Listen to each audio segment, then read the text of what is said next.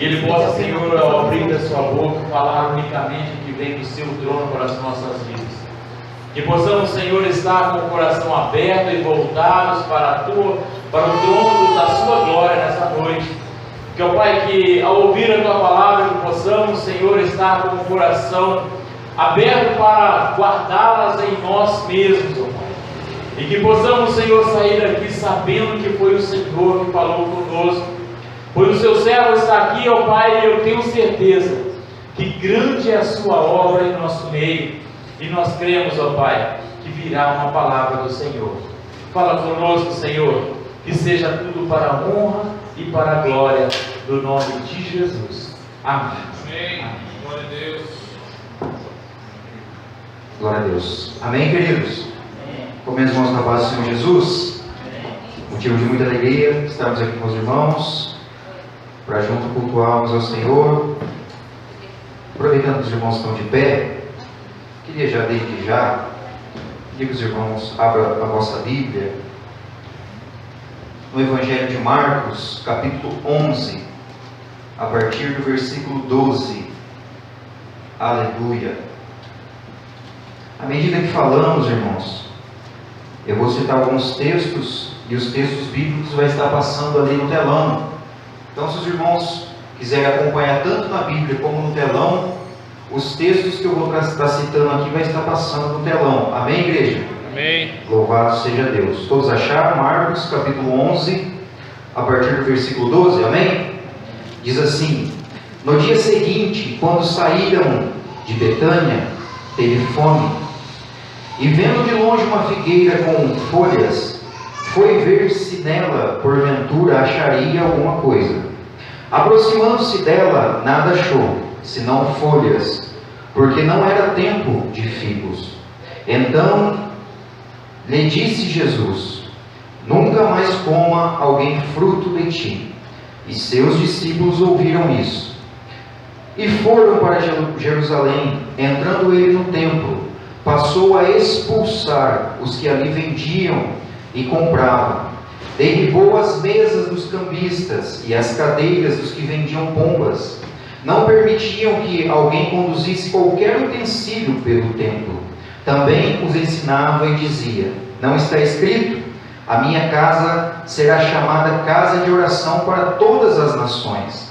Vós, porém, a tendes transformado em covil de salteadores. E os principais sacerdotes e escribas ouviram estas coisas e procuravam um modo de lhe tirar a vida, pois temiam, porque toda a multidão se maravilhava de sua doutrina. E ouvindo à tarde, saíram da cidade. Amém? Glória a Deus. Não pode se assentar. Louvado seja Deus. Como o pastor já disse, já é a quarta vez que estamos aqui pela misericórdia do Senhor, e é sempre um prazer muito grande estar com os amados irmãos, muito bem receptivos, nosso querido amigo pastor Fábio, amigo e professor, nosso companheiro, e essa igreja é muito amada. Eu me sinto muito honrado de estar aqui com os queridos irmãos. Para mim é sempre um privilégio poder estar compartilhando aquilo que o Senhor tem nos passado, né? Ver caras novas, pessoas que o Espírito Santo está trabalhando e movendo. Irmãos, como o pastor já disse, é a semana da reforma, e como foi proposto o tema Reformando Vidas, né? Com o objetivo de desenvolver o caráter de Cristo em nós. E o tema que me foi proposto é justamente o que está ali: da falsidade para a sinceridade. Então, segundo o que nós lemos aqui, com a ajuda e o auxílio do Espírito Santo, nós queremos tratar um pouco isso com os irmãos, da falsidade para a sinceridade. E eu escolhi esse tema justamente por causa disso. Esse tema justamente fala de mais ou menos o que eu quero tratar com os irmãos: uma vida de aparência. Por que uma vida de aparência? Jesus usa esse ensinamento da figueira sem fruto. E aqui o que passa por ensinamento não é a fruta da figueira. Jesus está tentando nos ensinar, ensinar os discípulos e trazer uma lição muito importante. Que lição é essa? A figueira, quando a gente vai estudar ela um pouco mais profundo, a gente vê que aquelas figueiras da região de Jerusalém, elas depois de plantadas demoravam 3 anos para começar a produzir. E depois de 3 anos produzia 2 vezes por ano o seu fruto. Só que a figueira é uma árvore muito interessante, porque ela vai produzindo frutos junto com as folhas. As folhas vão nascendo e os frutos vão vindo, praticamente os dois crescem juntos. Tanto que quando Jesus olha para aquela figueira, o texto fala que Jesus, tendo fome, estava passando perto de uma figueira, e ele olha para aquela figueira e ele vê folhas. Então, automaticamente, quando se vê folhas em uma figueira, significa que ela tem frutos. Porque uma figueira que tem folhas, tem frutos. Se a figueira não tem fruto, então ela também não pode ter folhas. Porque a folha vem primeiro, depois os frutos. No caso da figueira. Então, de longe, Jesus olha e viu folhas. Falou, opa, essa figueira tem frutos, porque ela está cheia de folhas. Só que em toda a Bíblia, queridos, a figueira é um símbolo de Israel. E assim como Israel, essa figueira estava. Assim como Israel, essa figueira estava tendo uma vida de aparência. Jesus fala, você, figueira, não produz aquilo que você está representando. Você está representando que tem frutos, mas a hora que chega perto de ti só vê folhas. Então ele lança uma palavra sobre aquela figueira. A partir de hoje, não nasce, seca-te, morra-te, não produza mais nada. Por quê? Porque você está passando uma falsa aparência. Você está passando uma falsa atitude, uma falsa visão. Você não é aquilo que você aparenta ser. Então a lição não é para figueiras, irmãos. Que a gente olha para a figueira e a gente fala, tadinha da figueira. A Bíblia fala que não era nem tempo de produzir, e Jesus manda ela secar, coitado. Injusto, né, o mestre? Mas não é bem assim, irmãos. Jesus ele nos traz uma lição muito importante. Não devemos viver uma vida de aparência. Ou seja, não devemos viver uma vida de falsidade. E essa lição que Jesus trata com o povo de Israel, com os judeus, com os mestres da lei daquela época. Tanto que a gente leu a partir do versículo 15, a gente já começa a entender o que Jesus estava querendo dizer para aquele povo. Porque a partir do versículo 15, Jesus entra no templo, ele chega no templo de Jerusalém, e ali ele começa a expulsar o que vendia, os que comprava, derrubava a mesa dos cambistas, com um objetivo. A Bíblia fala que ele purifica aquele templo. Por quê? Irmãos, esse tempo, a gente vai entender um pouquinho o contexto do que está acontecendo aqui. Por quê? Era a época da festa da Páscoa. Na festa da Páscoa, o que acontecia? Vinha romeiros de toda a Palestina para Jerusalém, para oferecer o sacrifício no templo. Só que devido à distância, longo caminho, longo percurso, o que acontecia? Os sacerdotes da época fizeram um acordo com os vendedores. Para quê? Para que na área do templo, chamada área dos gentios, pudessem ser vendidos os animais para o sacrifício. Então esses romeiros, essas pessoas que vinham de longa distância, para não correrem o risco de trazer os animais de longe, os animais para o sacrifício de longe, e acabar correndo o risco de ser reprovado pelos sacerdotes, então eles preferiam comprar o animal no local do sacrifício, que era justamente no templo. Então foi feito um acordo entre os sacerdotes e os vendedores. E obviamente esse acordo havia um dinheiro estipulado acima e muito acima do que era justo. Então, por baixo desse acordo, eram cobradas taxas excessivas, até pelo fato de eles venderem na área do templo. Eles pagavam para os sacerdotes para estarem vendendo os animais, e um valor muito acima do normal. Só que os romeiros, por causa da distância, vinham e compravam os animais. Então a gente vê que esse lucro excessivo, esse lucro ilícito, Jesus condena. Jesus condena e chega derrubando a mesa, empurrando, reprovando aquela atitude daqueles sacerdotes e daqueles vendedores, daqueles cambistas, que devido vinha pessoas de todos os lugares, era feita a troca da moeda pela moeda local, e isso era cobrado juro excessivo. Então Jesus condena tudo isso, e na sua palavra ele fala, na minha casa não. A sua indignação ele mostra o quê? Na minha casa, Jesus agora como o verdadeiro sumo sacerdote, né? Com toda a sua autoridade de filho de Deus, ele fala, na minha casa não.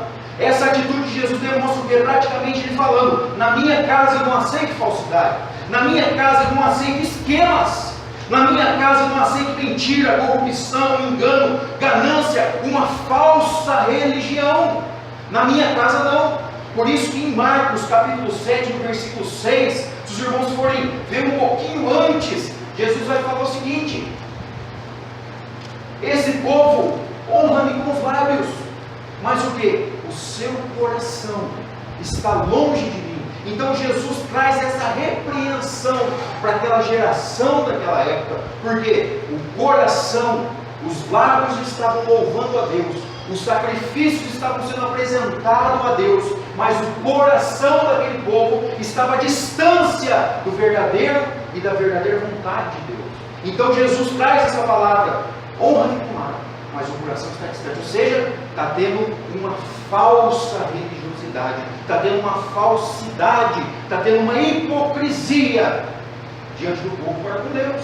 Então Jesus trata isso com aquela geração, e aí ele fala aqui no versículo 17, citando Isaías mesmo: a minha casa será chamada casa de oração, a minha casa será chamada casa de oração, porque é casa da verdade, é casa onde tem sinceridade, é casa onde tem adoração genuína e adoração sincera para com Deus.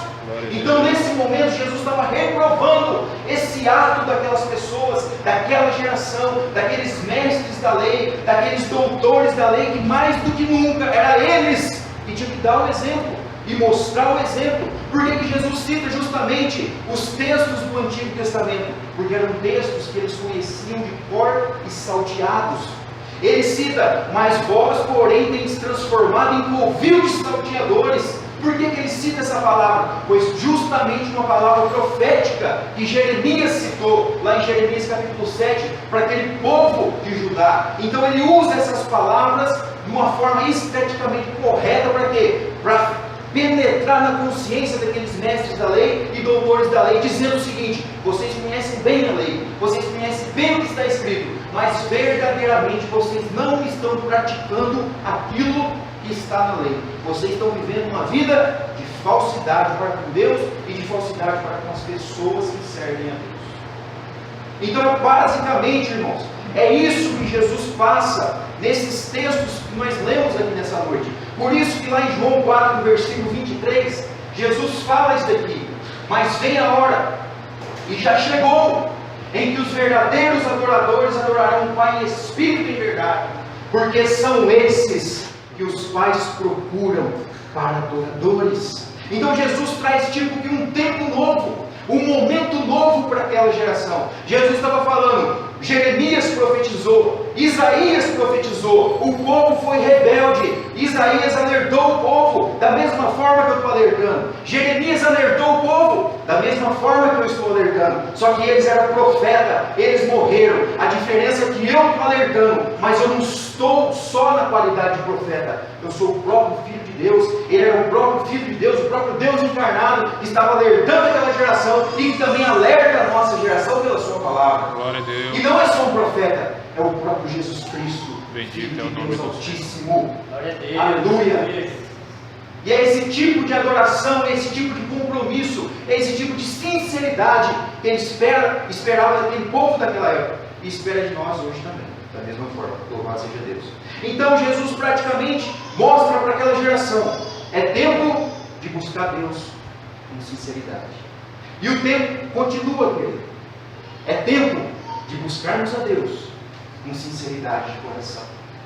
É tempo de vir os templos, para as igrejas, para a casa de Deus, com um coração sincero para com Deus, com o teu coração aberto para com Deus, para que o Espírito venha falar no fundo da tua alma, e não sejam orações simplesmente da boca para fora, que não seja louvor só da boca para fora, querido. O que Jesus espera? Verdadeiros adoradores que adoram o Pai em espírito e em verdade, em nome do Senhor Jesus Cristo. Essa mesma repreensão que Jesus trouxe para aquela geração é um alerta para a nossa geração de hoje, querido. É muito bom estarmos aqui cultuando, é muito bom estar na casa do Senhor, mas muito melhor ainda é adorar a Deus com sinceridade, com verdade, e ter a certeza que Deus está ouvindo o nosso clamor, porque Ele simplesmente atende um coração sincero.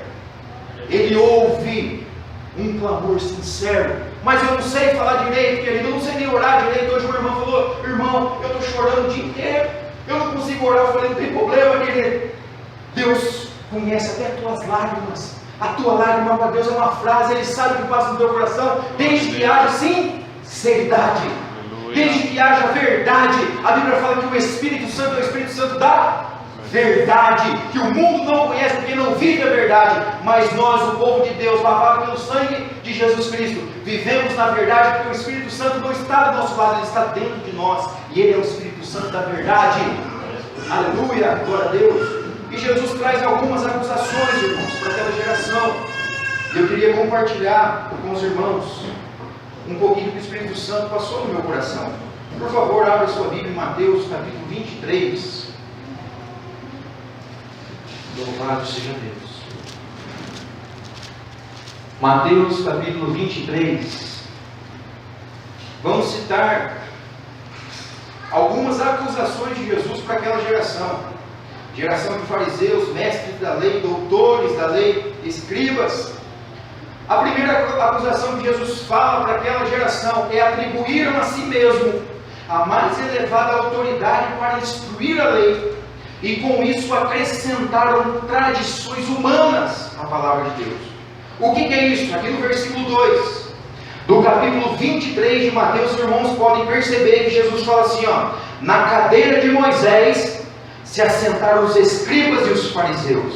Jesus estava falando: vocês mesmos atribuíram para si uma autoridade extremamente elevada, né? Sentaram na cadeira de Moisés.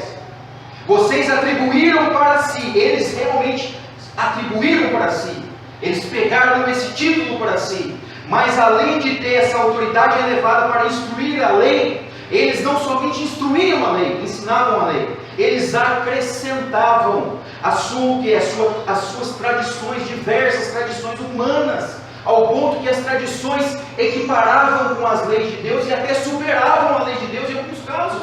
Por exemplo, nós temos em Mateus 15, Jesus falando, sendo repreendido pelos fariseus porque os discípulos de Jesus não lavavam as mãos para comer. Isso era uma tradição dos anciões, não era um mandamento da lei. E Jesus fala: por que vocês anulam o mandamento de Deus com as suas tradições? Ou seja, Jesus estava repreendendo. As tradições em certo ponto eram boas, mas jamais poderiam ultrapassar a autoridade da Escritura, da palavra de Deus, a autoridade daquilo que Deus deixou instruído para o seu povo. Da mesma forma hoje, irmãos, nós temos muitas coisas sendo acrescentadas, mas a palavra de Deus jamais pode ser substituída. A palavra de Deus, ela é única, a palavra de Deus, ela é suficientemente, ela é tudo para nossas vidas. Nós não precisamos de mais nada para acrescentar na nossa fé, ela é suficiente. Tudo que vir para acrescentar é louvável, desde que esteja passando pelo crivo da palavra de Deus. Ela é suficiente para as nossas vidas. Ela que traz salvação, ela que liberta o homem, ela que liberta o perdido, ela que traz esperança para aqueles que não têm esperança. A palavra de Deus é a boca de Deus, é o verbo encarnado, é o Jesus Cristo manifestando a sua vontade através dos seus preceitos. É a palavra de Deus, ela é a autoridade máxima. A igreja não é superior à palavra, a igreja não é maior do que a palavra de Deus, a igreja está submetida na autoridade da palavra de Deus. É a palavra de Deus que orienta-nos, é a palavra de Deus que nos guia, é a palavra de Deus que nos dá o norte, nos dá a direção e nos ensina que caminho que devemos andar. Ela é a lâmpada dos nossos pés, ela é a luz para os nossos caminhos, é a palavra de Deus. E Jesus estava falando para aqueles mestres da lei: vocês estão anulando a palavra de Deus com as suas tradições. A palavra de Deus é superior, a lei que Jesus estava falando nesse contexto é superior no momento em que eles estavam vivendo. Então essa é a primeira repreensão que Jesus traz para aqueles fariseus. Segunda, eles não praticavam o que ensinavam, querido. Olha para você ver que coisa. Não praticavam o que ensinavam. Jesus no versículo 3 fala assim, ó, Mateus 23, versículo 3: fazei e guardai tudo o que eles vos disserem, porém não imiteis as suas obras, porque dizem e não fazem. A segunda acusação que Jesus faz para aquela geração: vocês falam, mas vocês não vivem aquilo que vocês falam. Vocês pregam e ensinam, mas não vivem aquilo que vocês estão ensinando. Ou seja, vocês são hipócritas. Vocês não vivem aquilo que vocês estão ensinando. A vida de vocês não condiz com aquilo que vocês passam por povo. Jesus está falando para aqueles mestres da lei. Ou seja, é a figura da figueira. Vocês são como, Jesus estava falando para aquela geração, vocês são como a figueira, só tem folhas. Quando vai procurar fruto, que é o mais importante, não se acha. Meu irmão, a nossa vida não condiz de folhas. Não adianta a gente ter aparência, não adianta a gente falar bonito, Não adianta a gente saber palavras, mas se nossa atitude, se a nossa vida não descreve com aquilo que falamos, não adianta de nada para com Jesus. Se o nosso testemunho não condiz com aquilo que falamos, com aquilo que ensinamos, Jesus está reprovando, porque o que vale mais é a nossa vida, é o nosso testemunho, é o nosso compromisso para com Deus, até porque o verdadeiro Evangelho é aquele que deixa ser mudado pela palavra de Deus. A verdadeira conversão é aquela que, quando a gente escuta o Evangelho, ele penetra de certa forma na nossa vida, que aqueles costumes errados que a gente tinha, que aquela vida errada que a gente vivia, a partir do momento que a gente aceita Jesus, o Evangelho de Cristo, a palavra de Deus, nossa vida é completamente mudada. O verdadeiro Evangelho é o Evangelho que muda as pessoas, que muda o caminho das pessoas, que transforma a vida das pessoas para melhor e muito melhor. Jesus está falando, vocês só falam, mas não praticam o que falam. Eu estou reprovando essa atitude. Tem que viver o que fala, tem que pregar e viver a vida, tem que condizer com aquilo que está sendo falado e ensinado. Jesus fala para aquela geração daquela forma. Outra coisa, eles dificultaram o caminho, querido, por causa das tradições. Além deles não viver o que pregava, o que ensinavam, eles dificultavam o caminho até Deus por causa das suas tradições. Aleluia. Estou sozinho. Aqui nós vemos, eu quero citar Lucas.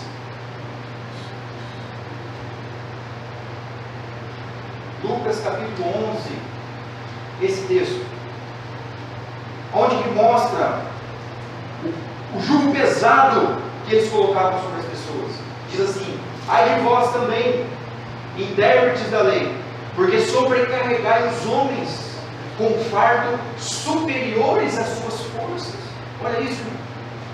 Olha o que aqueles mestres da lei estavam fazendo com o povo. Estavam sobrecarregando as pessoas com fardos superiores às suas forças. Mas vós mesmos nem com dedos tocais. Vocês sobrecarregam o povo com ordenanças e com tradições que vocês não cumprem. Jesus falando para aqueles mestres da lei. Ou seja, sobrecarregava aquele povo com falsas verdades, com coisa que nem eles mesmos davam conta de praticar. Mas Jesus vem ensinando o seguinte, queridos. Veja bem o que fala em 1 João capítulo 5, versículo 3, o que João descreve, porque esse é o amor de Deus, que guardemos os seus mandamentos. Ora, os seus mandamentos não são penosos. Ao contrário do que aquele povo estava ensinando, sobrecarregando sobre as pessoas um jugo desnecessário, João vem falar, veja bem, os mandamentos de Deus não é pesado, os mandamentos de Deus não são penosos, não são pesados. A palavra de Deus, seguir a Deus, fazer a vontade de Deus de forma nenhuma é pesada, pelo contrário, é leve, é gratificante, é bom. Não tem coisa melhor do que cumprir a vontade de Deus e seguir o mandamento de Deus. Por quê? Jesus vai falar por quê? Vinde a mim todos que estáis cansados, sobrecarregados, e eu vos aliviarei. Porque Jesus dá uma promessa. Jesus não só dá o seu mandamento, mas Ele nos dá condição para seguir aquilo que Ele deixou para nós seguirmos. Ele não deixou sua palavra, Ele deixou nos avulsos. Agora se vira, vocês conhecem o que eu quero, façam. Não, Jesus deixou a sua palavra e falou, eu vou dar condição para que vocês façam aquilo que eu quero. E essa condição é o Espírito Santo de Deus, que nos ajuda em nossas fraquezas. Romanos 8:25. Glória a Deus. Ele nos ajuda em nossas fraquezas. E o termo ajudarmos, porque às vezes tem cristão que acha que o Espírito Santo vai fazer tudo. O termo original em ajudar é o seguinte, ele vai pegar a outra ponta do peso. Ou seja, nós temos que fazer a nossa parte. Ele vai pegar aqui e nós pegamos aqui. Não é deixar ele fazer tudo, e não é querer fazer tudo também, é cooperar, colaborar, deixar o Espírito Santo agir por nós, desde que nós façamos a nossa parte também. Aleluia. E ele diz, tomai sobre vós o meu jugo e aprendei de mim, porque sou manso e humilde de coração, e achareis descanso para a vossa alma, porque o meu jugo é suave e o meu fardo é leve. O jugo de Jesus é suave, o fardo de Jesus é leve. Aquele peso que aqueles mestres da lei estavam tentando impor sobre as pessoas, agora Jesus vem trazendo o quê? O seu fardo. Por quê? O seu fardo é leve, o seu jugo é suave. O seu fardo é para as pessoas encontrar o quê? Alívio, encontrar paz, encontrar descanso, encontrar alívio para a sua vida cansada e sobrecarregada. É isso que Jesus é. Jesus é alívio para a alma cansada, para a alma que se perde. O fardo de Jesus é leve, porque Ele nos dá condição de carregar. É isso que Ele vem nos ensinando através da sua palavra. Glória a Deus. Louvado seja o nome do Senhor Jesus. Outro ponto, eles praticavam boas obras só para serem vistos e aplaudidos. No versículo 5 fala assim, praticam, porém, todas as suas obras com o fim de serem vistos pelos homens. Aquelas pessoas não só viviam a falsidade, mas viviam uma hipocrisia ao extremo. Faziam até boas obras, mas para serem vistos. Faziam boas obras para serem aplaudidos. Faziam boas obras para receber tapinha nas costas. Irmãos, não precisa nem comentar a respeito disso. Mas tudo que fazemos, irmãos, não é para ser reconhecido pelos homens. Por mais que venha o reconhecimento, mas o nosso objetivo não é o reconhecimento. Por mais que venha até aplausos, o nosso objetivo não é aplauso. O nosso objetivo, irmãos, não é ser visto. Tudo que fazemos para o Senhor Jesus, o objetivo é agradar o Mestre. O objetivo é agradar o Senhor. O objetivo é alegrar o coração do nosso Deus. Esse é o nosso único objetivo. Jesus estava acusando aquela geração porque eles estavam mudando o verdadeiro significado, o verdadeiro sentido do que é adoração verdadeira e genuíno para com Deus. Ou seja, vocês fazem para ser aplaudido, mas o verdadeiro que tem que ser aplaudido é Jesus. O que tem que ser aplaudido é Deus. Vocês estão invertendo as condições. Vocês estão invertendo os papéis. Vocês estão querendo aplauso. Vocês estão querendo reconhecimento. Mas o reconhecimento não vem. E se vir, é para o Senhor Jesus Cristo. Glória a Deus. É Ele que merece o reconhecimento. Ele pode fazer com o Senhor. E a Bíblia fala e nos orienta. Nós temos que fazer o nosso melhor para com o Senhor. Mas não para sermos aplaudidos. Não para sermos vistos. Mas para que o Senhor seja visto através da nossa vida. Por que esse tema, reformando vidas? Para que a nossa vida seja transformada e reformada dia após dia, ao ponto de nós sermos transformados ao caráter de Cristo. E o caráter de Cristo é o que João Batista disse e declarou, João 3,30, que Ele cresça e que eu diminua. Que Jesus cresça e que eu diminua. Que Jesus apareça, que Jesus brilhe. Eu não preciso brilhar. Eu não preciso aparecer. Jesus é que precisa aparecer no meio dessa geração. Glória a Deus. Louvado seja o nome do Senhor. Quinto ponto. Eles transformavam, irmãos, o que era aparentemente apenas um lembrete de fé e uma marca de devoção e um amor a Deus, irmãos, e um objeto de ostentação e objeto de adoração. Por que isso, queridos? Vamos ler aqui no versículo 5 do capítulo 23. A gente vai entender o porquê isso. O texto já está terminando. Então, vamos ler aqui no versículo 5 primeiro. Praticam, porém, todas as suas obras com o fim de serem vistos dos homens, pois alargam os seus filactérios. Olha essa palavra. Alargam os seus filactérios e alongam as suas franjas. Vamos entender o que é isso. Por que eles transformaram o que era apenas um lembrete de fé e amor a Deus e objeto de ostentação? Porque o filactério, o que é o filactério? O filactério no Antigo Testamento era uma caixinha de couro, que dentro dela continha um pergaminho que tinha 4 colunas de textos do Antigo Testamento. E os textos são esses. Era Êxodo, capítulo 13, do versículo 1 ao 10.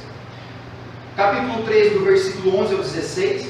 Deuteronômio, capítulo 6, do versículo 4 ao 9. E Deuteronômio, capítulo 11, do versículo 13 ao 21. Dentro do filactério tinha esses textos. Esses textos eram guardados dentro do filactério, com base nesse texto aqui do Antigo Testamento, que eles praticavam. Porque o que diz aqui nesse texto? Essas palavras que hoje te ordeno estarão no seu coração, tu as inculcarás a teus filhos, e delas falarás assentando em sua casa, andando pelo caminho, e ao deitar-te e ao levantar-te também as atarás como um sinal na tua mão, e te serão como um frontal entre os seus olhos. Então, os mestres da lei pegaram essa palavra na íntegra e fizeram filactério, e colocaram entre o quê? A fronte entre os olhos. Para quê? Para que aquilo fosse um sinal para guardar e observar a lei do Senhor. Então, aquilo ali, o filactério, era um lembrete para se voltar para a palavra do Senhor. Nada mais do que isso. Onde nós lemos aqui, alargaram as suas franjas, eram borlas nas vestes. O que eram borlas? Essas borlas eram borlas azuis que tinham forma de uma flor ou uma pétala que eram presas nas vestes dos israelitas, né? Com base nesse texto de Números, capítulo 15, a partir do versículo 38, os irmãos vão entender bem o que é isso. Fala aos filhos de Israel e diz-lhes que nos cantos das suas vestes façam borla pelas suas gerações, e as borlas em cada canto, presas por um cordão azul, e as borlas estarão ali, veja bem, e as borlas estarão ali, para que vendo-as, vos lembrai de todos os mandamentos do Senhor e os lembrais. Então, para que eram aquelas borlas nas vestes? Para que quando o povo olhasse para as borlas, eles lembrassem de todos os mandamentos do Senhor. E não era só lembrar, para que lembrassem e cumprissem os mandamentos do Senhor. Então, essas borlas, esse filactério, nada mais era um lembrete, para que comprovasse, para lembrar o povo da sua fidelidade para com Deus. Mas esses mestres da lei, a qual Jesus condena, eles não estavam fazendo isso com o objetivo de lembrar a sua fidelidade para com Deus, mas um objetivo de quê? De ser visto diante das pessoas. Ou seja, o filactério era um pouquinho pequenininho, vamos aumentar um pouco esse filactério, né? Para as pessoas verem melhor. A borda das vestes era 10 centímetros, eles alargaram a borda das vestes, para que as pessoas vissem que eles eram especialmente espirituais. Então a atitude desse povo, irmãos, a qual Jesus estava condenando, é porque eles esqueceram do princípio da lei, e estavam cumprindo somente para o quê? Para que as pessoas vissem que eles eram espirituais. Jesus condena: não fazem para serem vistos, fazem para agradar a Deus. Obedeça o princípio, que o principal nunca foi o filactério, o principal nunca foi as bordas, o principal era o quê? A fidelidade do povo para com Deus. Glória a Deus. Não adianta, irmãos, andar com um rolo de bordas em volta da sua roupa e da veste, se não houver fidelidade. Era isso que Jesus estava falando. Querido, não adianta você andar com 10 filactérios na sua testa, não adianta você andar com 20 filactérios no teu braço, se não houver obediência. Estava tendo obras, estava tendo uma aparência, mas não estava tendo obediência. A figura da figueira. Então Jesus em todo momento estava mostrando isso para aquele povo. Não adianta viver de aparência. Deus nunca quis só uma performance. Deus nunca quis só a performance do povo. Em todo o Antigo Testamento, todas as leis, todos os sacrifícios, se os irmãos forem ler lá, é muito sacrifício, eram muitas regras, é muito detalhes que Deus fazia questão de passar para o povo, mas nunca foram os detalhes, irmãos, nunca foram as regras, sempre foi o que? A obediência que Deus queria, era a fidelidade que Deus queria. Foi isso que Samuel fala: muito vale mais a Deus obediência do que muito mais do que sacrifício. É isso que Deus queria daquele povo, Ele quer de nós: obediência, fidelidade, adoração verdadeira, adoração sincera, um coração voltado para o Senhor por inteiro, por completo. Querido, Ele não quer a sua adoração. Adoração, pensa comigo, eu escutei isso e é verdade. Adoração Ele tem de monte no céu e boa para caramba, não é verdade? Uma adoração genuína. A Bíblia fala que os anjos cantam e declaram: santo, santo é o Senhor. O que Ele quer é o adorador, filho. Ele quer o teu coração, Ele quer a nossa vida, Ele quer o adorador para si. Ele quer a sinceridade, Ele quer as nossas vidas para com Ele. Ele quer tudo de nós.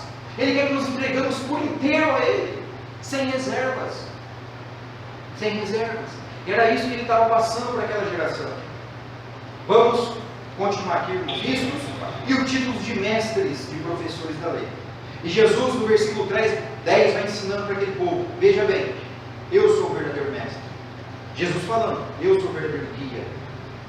A mim que tem que seguir. Depois ele fala: o reino de Deus é diferente do que vocês pensam. O maior do reino de Deus é aquele que serve. Jesus estava trazendo o seu reino para aquele povo. Jesus estava instituindo a sua forma verdadeira e genuína de adoração. Por quê?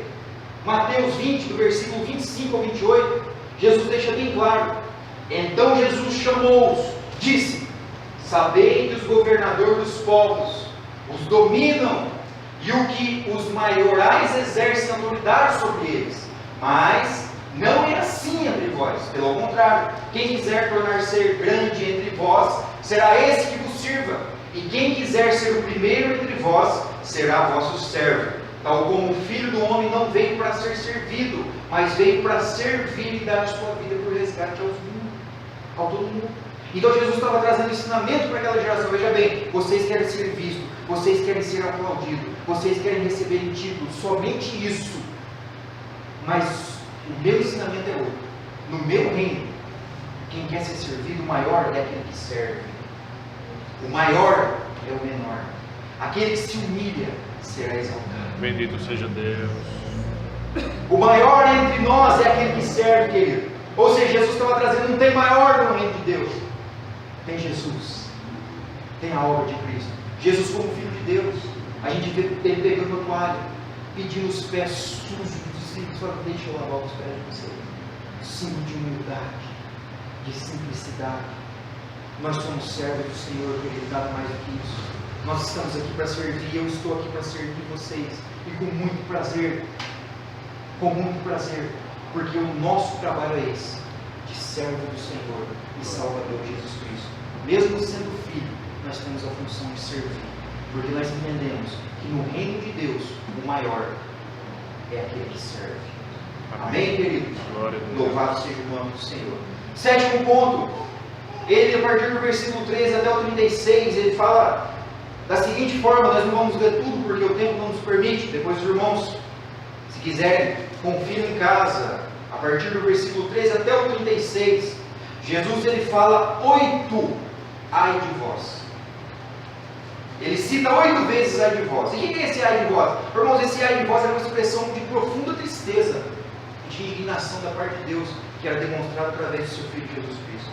E essa tristeza era por causa do que? Era por causa daquela falsidade.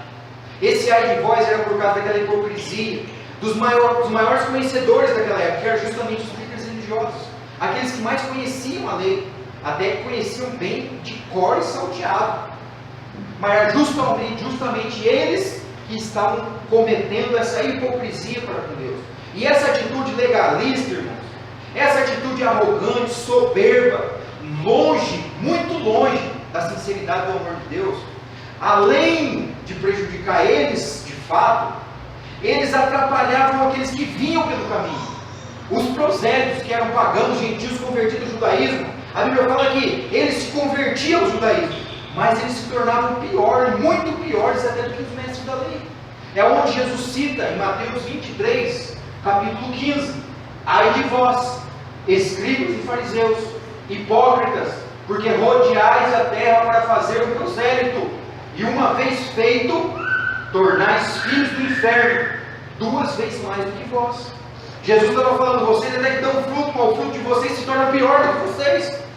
O fruto de vocês, por causa da arrogância de vocês, do legalismo de vocês e da falsidade de vocês, consegue ainda ficar pior do que vocês são. Era uma advertência, uma das advertências. Outra advertência era ai de vós, porque eles tinham uma aparência externa boa, se olhava externamente, era uma maravilha. Mas Jesus adverte eles no versículo 25 ao 28: mas por dentro vocês são podres. Aonde Jesus cita a figura do copo sujo. Por fora o copo é limpo, mas por dentro o copo é sujo. Irmãos, todos nós sabemos, principalmente as irmãs, que adianta lavar um copo por fora, querido? Mais importante é por dentro. Jesus fala: vocês são um copo sujo, por fora está limpinho, mas por dentro está sujo. Um prato lavado por fora, mas por dentro está sujo, é o principal. Jesus fala: vocês são como templos, sepulcros calhados, ou seja, é branquinho por fora, porque os sepulcros eram pintados de cal para ficar bem branquinho, ao ponto de ser visto até de noite, porque quem relasse no sepulcro, quem chegasse perto do túmulo, era considerado impuro. Então tinha que ser bem destacado, para que ninguém se aproximasse. Jesus fala: vocês são como tem esses túmulos, falando para aquela geração. Por fora vocês são branquinhos, mas por dentro só há ossos secos. Olha a advertência dura que Jesus dá para aquela geração, queridos. Olha o que Jesus fala. Jesus veio, irmãos, a Bíblia fala que veio para os seus, mas aquele povo não recebeu Jesus. Aquele povo tinha uma aparência bonita, aquele povo tinha uma boa aparência, aquele povo tinha uma boa fala, aquele povo tinha uma boa postura, mas o principal eles não tinham, que era uma vida no seu interior para com Deus. O principal eles não tinham, ao ponto de que, por causa da sua falsidade, do seu egoísmo, da sua arrogância, Jesus veio para eles, mas eles não receberam Jesus. Eles, como os seus antepassados, rejeitaram os profetas, como Isaías foi rejeitado, Jeremias foi rejeitado pregando a mesma mensagem. Jesus, agora o Filho de Deus, a Bíblia fala que Ele veio para nos salvar. Deus enviou Ele ao mundo para que todo aquele que nele crê não pereça, mas tenha vida eterna. Mas Ele veio para os seus, e a Bíblia fala que os seus não receberam, por causa de uma vida na falsidade, por causa de uma vida desprovida realmente de Deus. Eles rejeitaram o autor da vida. Eles rejeitaram o Filho de Deus, não deram ouvido para eles.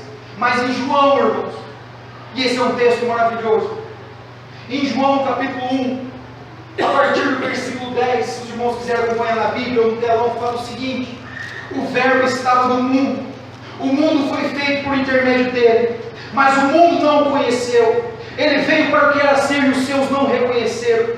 Agora esse texto fala assim: mas a todos quanto receberam, deu-lhes o poder de serem filhos de Deus. Jesus estava abrindo uma oportunidade, e essa oportunidade se abrangeu até nós, queridos. Muitos rejeitaram Jesus daquela geração, muitos viraram as costas para Jesus daquela geração, principalmente os mestres da lei, os escribas, os fariseus, os doutores, os sacerdotes. Mas muitos obedeceram e receberam Jesus como seu Salvador. E a Bíblia fala: aqueles que receberam, deu-lhes o poder de serem feitos filhos de Deus. Glória a Deus. Muitos rejeitaram, mas muitos receberam. E dentre esses muitos, irmãos, a qual se abrange até nós, somos eu, somos você, que recebeu o Salvador como o único suficiente das nossas vidas, a qual nos deu o poder de sermos chamados filhos de Deus. E nessa qualidade de filhos de Deus, irmãos, nessa qualidade de filhos de Deus, que receberam a Cristo, é uma vida de sinceridade, é uma vida de verdade, é que te demonstra o caráter de Deus. É justamente como filhos de Deus, irmãos, que nós somos, que você é. É por isso que a sinceridade, é por isso que a verdade, é por isso que o compromisso com a palavra, o compromisso de levar uma vida reformada, uma vida transformada pelo Espírito Santo, dia após dia, tem que ser o objetivo principal das nossas vidas. É nos transformar ao caráter de Cristo, porque é isso que os filhos de Deus transformam e mostram para essa geração: uma vida moldada pelo Espírito Santo, uma vida na verdade, uma vida na sinceridade. Veja bem, 1 Crônicas, capítulo 29, versículo 17: bem sei, meu Deus, que tu provas os corações, e da sinceridade te agradas. Vamos para dentro. Da sinceridade Deus agrada. 1 Coríntios 5, versículo 8 diz assim: por isso celebremos a festa, não com o velho fermento, nem com o fermento da maldade e da malícia, e sim com os asmos da sinceridade e da verdade. Segundo os Coríntios capítulo 1, versículo 12, se os irmãos quiserem anotar: porque a nossa glória é esta, o testemunho da nossa consciência, de que com santidade e sinceridade de Deus, não com soberania humana, mas com a graça divina, temos vivido nesse mundo. Olha o que diz o texto de Coríntios, irmãos: com a consciência transformada, com a consciência modificada, regenerada pelo poder do Espírito Santo. É uma vida de sinceridade para com Deus que vivemos no mundo. Que forma que Deus espera que vivamos nesse mundo? Uma vida de sinceridade para com Deus, uma vida de verdade para com Deus, uma vida voltada completamente para com Deus.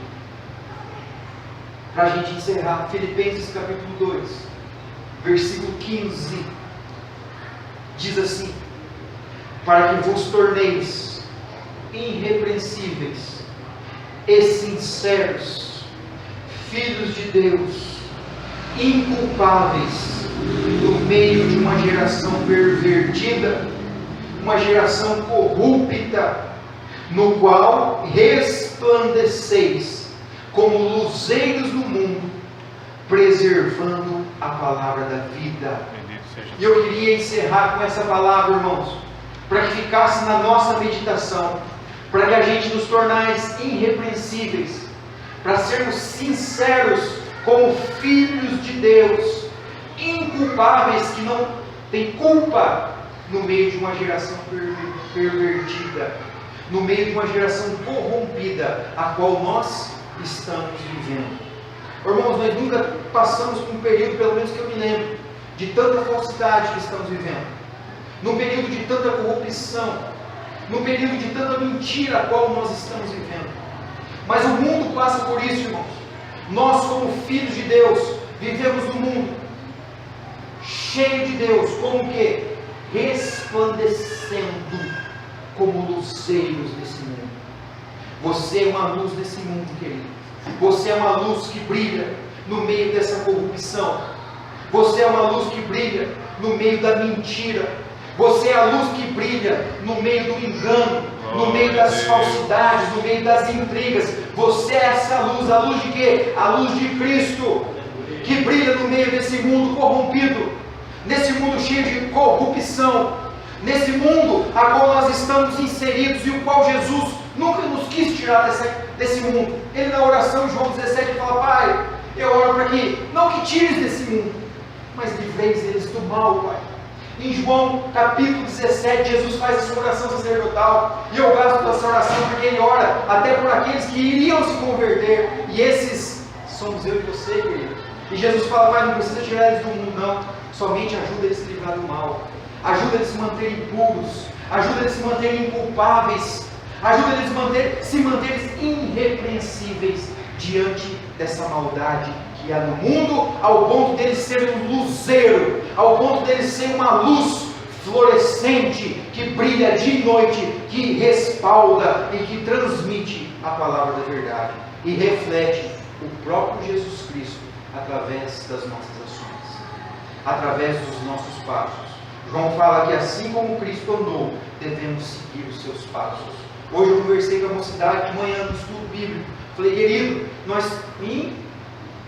um estudo bíblico era a respeito do caráter de Cristo também desenvolvido em nós. Eu falei: querido, a gente tem que refletir o caráter de Cristo ao ponto de tudo que nós fizermos, a gente perguntar para nós mesmos: Cristo fazia isso? Cristo teria essa atitude? Se Cristo não teria, eu também não quero ter. Se Cristo não faria, eu também não quero fazer, porque é Ele que eu reflito, é o caráter dele que eu reflito. O meu compromisso é com Deus e com a palavra de Deus, e com a sinceridade e com a verdade. Todos nós, como igreja, como corpo de Cristo, como os filhos de Deus, filhos da luz, vivamos nesse mundo de uma forma que agrada o nosso Senhor e Salvador Jesus Cristo. A minha oração é essa, irmãos, para a minha geração, para a minha vida, para a minha igreja, para nossas vidas, que o Senhor nos ajude a não ser luz só dentro dos templos, porque luz perto de outras luzes é fácil, mas ser a luz que esse mundo tanto precisa, é ser essa luz que talvez no teu trabalho está precisando, talvez aquela pessoa está precisando, e felizmente, as pessoas que mais precisam de luz é aquela que às vezes nos calumnia, nos ofende, nos maltrata, falam mal contra nós. É justamente essas pessoas que precisam brilhar a luz do Evangelho. Glória a Deus. E essa luz do Evangelho que brilhou na sua vida, em nome de Jesus, vai continuar brilhando e vai aumentar ainda mais, para que mais e mais pessoas sejam contagiadas pelo poder de Deus, pela transformação de Deus, pela renovação do Espírito Santo que habita na tua vida, através da palavra do Senhor. Que em nome de Jesus, o Espírito Santo nos ajude e nos dê força para refletirmos essa sinceridade que Jesus passou e ensinou para aquele povo, e que serve de ensinamento para nós também. Que aquelas acusações que teve sobre aqueles líderes religiosos, para aqueles líderes hipócritas que viviam uma vida de aparência, não venham a ser as mesmas acusações sobre as nossas vidas, porque a palavra de Deus nos alerta, nos ensina, nos corrige e nos mostra o caminho que devemos seguir. Que dia após dia ela venha a ser luz para os nossos caminhos, que ilumine os nossos passos e nos ajude a viver uma vida que agrada realmente a Deus. Nunca, queridos, procuramos viver uma vida de aparência, porque a aparência passa, mas a verdade permanece. Que a verdade do Espírito Santo venha brilhar na minha vida, na tua vida, nas nossas vidas, como corpo de Cristo. Amém? Amém. Amém? Que Deus abençoe a vida dos irmãos. Eu queria, pela permissão do pastor, fazer uma oração para os irmãos. Glória a Deus. Já está encerrando a minha palavra. Bendito seja uma oração abençoando a tua vida, pedindo para Deus fortalecer os seus passos, em nome de Jesus. Ô Espírito Santo de Deus, Glória a teu nome, Jesus. nós somos dependentes de Ti, Espírito Santo. Bendito é o Nós Senhor. somos totalmente dependentes de Ti. Nesse momento, meu Pai, reconhecemos as nossas fraquezas. Reconhecemos, meu Pai, que somos pecadores, lavados e remidos pelo sangue do Cordeiro. Meu Pai, aqui nesse momento, o Senhor conhece cada vida que aqui está. O Senhor conhece até aquelas que aqui não estão, Senhor. Sim. O Senhor conhece, meu Pai, o trabalho, a dedicação, o esforço. O Senhor conhece como está cada coração. A minha oração nesse momento, papai, é aquela que tu fizeste, Senhor, adiante do Pai.